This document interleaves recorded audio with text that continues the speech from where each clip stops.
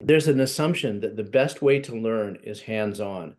And the best way to verify that you learned something is hands-on. I will say that. But surprise, surprise, not every student learns best hands-on. Now, we have a great amount of them in our industry because people who work on vehicles they typically are the kind of person who's attracted to our business. Often hands-on is best for them. However, there are some students who they would just rather sit in class and listen to me lecture all day. That's how they take in information. And we have to be careful to allow them to discover their own best way of studying and teaching. I believe in lots of notes. I make sure my students take lots of notes.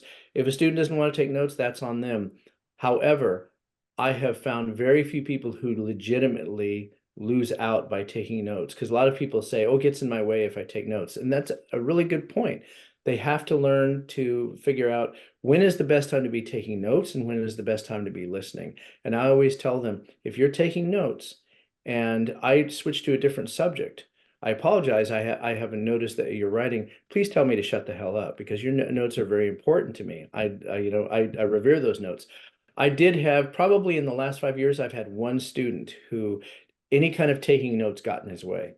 So luckily he was young and he had a really, really good memory. It's like rock on, dude. But he tried it and that's the way it was. Another thing that I really believe in a lot is what I call the gift of repetition. Repetition, repetition, repetition. If you came to one of my classes as an observer and you were only there to observe how much I repeat myself, I would not be surprised if at the end you thought, these guys are going to punch this guy in the face. Does he think they're stupid? But it's the amount of among adults, the amount of stuff that has to be repeated. We're almost like 2-year-old kids in technical education. Has to be over and over again. That gets back to the scenario I was talking about where everybody says, I have this down, and we walk to the car and it's gone.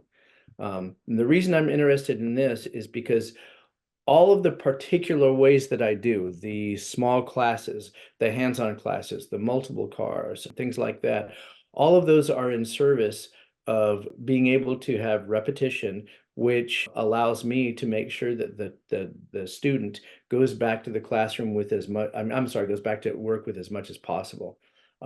This is what I don't like. Somebody will give a presentation, let's say it's at a conference, so they can't do hands-on in a lot of cases. And it's some advanced technology, and they go way over somebody's head.